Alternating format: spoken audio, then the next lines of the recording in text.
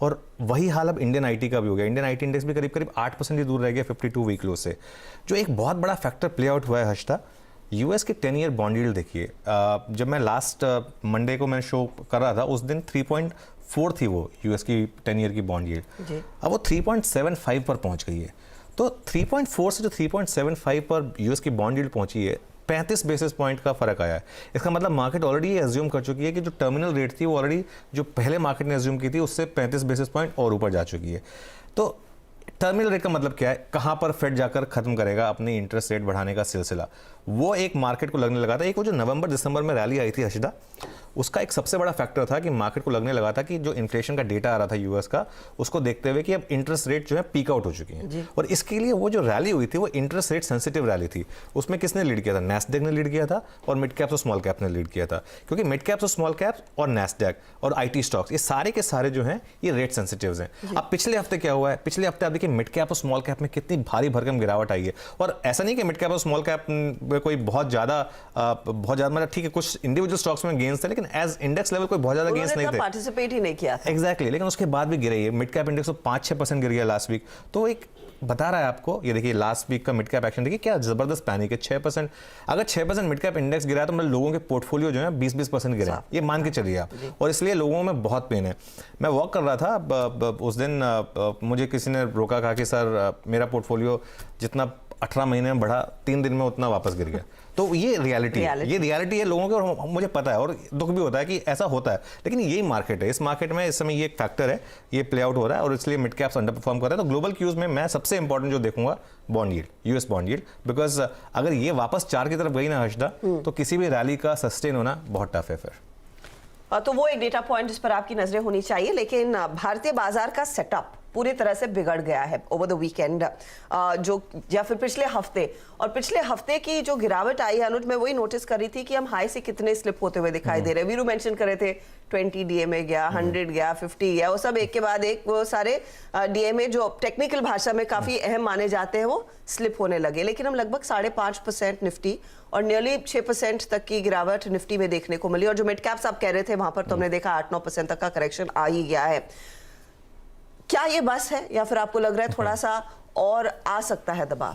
देखिए मार्केट में एक चीज हमेशा सीखी है, कभी प्रीएम्प्ट नहीं करना है हमको रेडी रहना है कि एक लेवल्स के साथ, एक सेटअप के साथ रेडी रहना है, और जब वो आपको मार्केट मौका दे तो उस पर आपको फिर हिट मारना है, ठीक है। लेकिन आप प्रीएम्प्ट नहीं कर सकते कि ये मार्केट, अब ये मार्केट क्या 17,500 पर रुकेगा, 17,000 पर रुकेगा, 16,000, एक लाइन में नहीं जाएगा। लेकिन अगर मार्केट को करेक्ट भी होना तो एक लाइन में नहीं होगा। अच्छा एक चीज देखिए, फ्राइडे के आंकड़े लेकर आइए, कैश मार्केट में एफआई की सेलिंग 700 करोड़ थी, डीआईएस की बाइंग थी 3400 करोड़। तो बेचा किसने? मतलब अल्टीमेटली सवाल तो ये उठता ना कि भाई बेचा किसने। अब इतना अगर है तो इसका वो फिर वही जवाब आ गया आपका, वो जो रिटेल और एचएनआई है उसकी एक जबरदस्त पिटाई हुई है इस पूरे हफ्ते। ये मेरे ख्याल से 1 जून का आपको वो वीक याद होगा जिसमें लोगों की चीखें निकल गई थी, ये एक वीक था जिसमें लोगों की बाकी में चीखें निकली हैं, क्योंकि इतना मार्केट ने पेन दिया है इस वीक में। तो ये एक उसका एक उदाहरण था। एक अच्छी चीज़ हो गई है, एफआईआई शॉर्ट हो गए हैं। और मैंने एक चीज़ हमेशा नोटिस की है, मार्केट में, इंडियन मार्केट में बड़ी रैली तब आती है जब एफआईआई शॉर्ट होते हैं। जब भी एफआईआई लॉन्ग होते हैं मार्केट में बड़ी रैली नहीं आती है।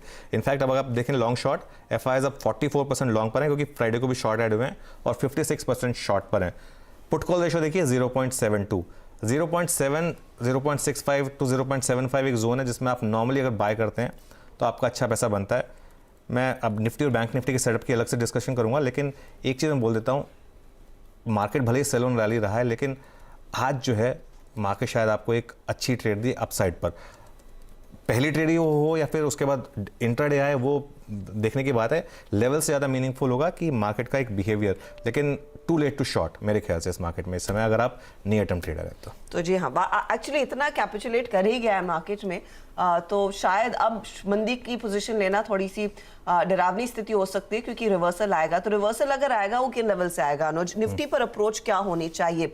सुबह वीरू बेसिकली मेंशन कर रहे थे कि अभी भी शायद आपको ऊपरी लेवल्स पर कुछ लोग अपनी पोजीशंस काटते हुए दिखाई देंगे, लेकिन क्या कुछ ऐसे भी लोग होंगे और क्या मौका ढूंढना चाहिए डिप्स पर फिर एंट्री करने का, या फिर it's a little too early?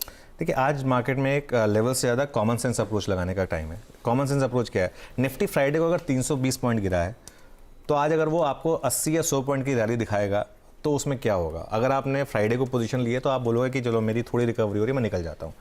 पहली रैली हर्षदा सोल्ड इनटू, पहली रैली जो पहले 10-15 मिनट में आएगी, जो लग रहा है कि एसजीएक्स निफ्टी दिखा भी रहा है, जो लग रहा है कि करीब करीब 80-100 पॉइंट की हो सकती है, वो रैली बिक जाएगी। मैं भी नहीं कह रहा हूँ कि चांसेस है, मैं तो कह रहा हूँ कि वो बिक जाएगी पहली रैली। तो पहला उछाल तो बिक जाएगा, उसमें तो कोई डाउट ही नहीं है।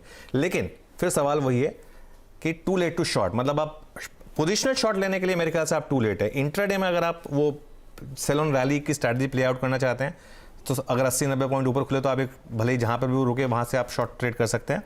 लेकिन बड़ी ट्रेड आपको कहां मिलेगी? देखिए निफ्टी की अगर आप एक ट्रेंड लाइन ड्रॉ करेंगे, हम बहुत बड़े सपोर्ट पर हैं, बहुत बड़े सपोर्ट पर। और आज मुझे लग रहा है, मुझे हैरानी नहीं होगी, एक बार मार्केट पहले गिरेगा, रेड में आएगा, हो सकता है फ्राइडे का लो भी ब्रेक करे, वहां से एक बड़ी रैली निफ्टी में आज आपको दिखाई दे सकती है। और इंट्राडे में अगर निफ्टी आज आपको 200-225 पॉइंट भी ऊपर दिख जाए तो मुझे हैरानी नहीं होगी। तो आज के लिए बड़ी स्ट्रैटेजी क्या है मेरे लिए? मेरे हिसाब से वेट करें पैनिक के खत्म होने का। वो जो पैनिक आएगा किस चीज़ का आएगा? मार्जिन सेलिंग का। मिड कैप इंडेक्स तो शुरू में रेड में आ जाएगा, क्योंकि वो टिकेगा नहीं। वो तो ये जो आपको दिखा भी रहा है ना एसजीएक्स निफ्टी, उसको बिलीव नहीं करेगा, वो तो जहां खुलेगा वहीं से रेड में आ जाएगा। लेकिन जहां पर ये मार्केट आज, लेवल्स का इंपॉर्टेंस नहीं है, लेवल से ज़्यादा आज इंपॉर्टेंस है मार्केट का एक्शन, प्राइस एक्शन। कहां पर मार्केट यू टर्न करता है, जहां पर मार्केट यू टर्न करे, कौन सा वाला यू टर्न?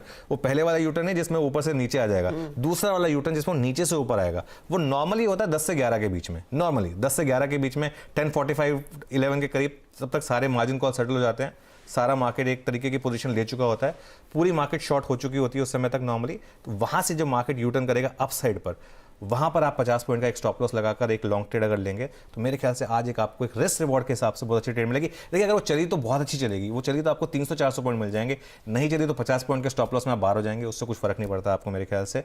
एक और चीज़ नोटिस करिएगा, मार्केट ब्रेड्थ। आज मार्केट ब्रेड्थ जब स्टार्ट होगी मेरे ख्याल से आप इमीडिएटली स्टार्ट करेंगे 1:2, 1:3। फ्राइडे को 1:13 तक पे थे मेरे ख्याल से, तो 1:2, 1:3 से स्टार्ट करेंगे।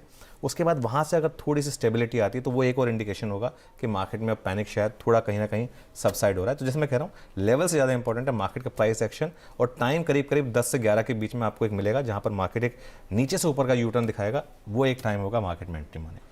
और निफ्टी बैंक जो भी खासा करेक्ट हो चुका है, और ज्यादा एक्चुअली पेन थर्सडे और फ्राइडे को कंपेयर करें तो फ्राइडे ज्यादा पेन निफ्टी बैंक में ही देखने को मिला था। और देखिए यहाँ पर आता है हमारा रिसेंसी बायस, क्योंकि हम थर्सडे फ्राइडे का एक्शन देख रहे हैं, क्योंकि थर्सडे फ्राइडे को, और आपने सही बोला कि थर्सडे फ्राइडे को बैंक निफ्टी ज्यादा गिरा है। लेकिन आप अगर आप देखें बैंक निफ्टी इस महीने के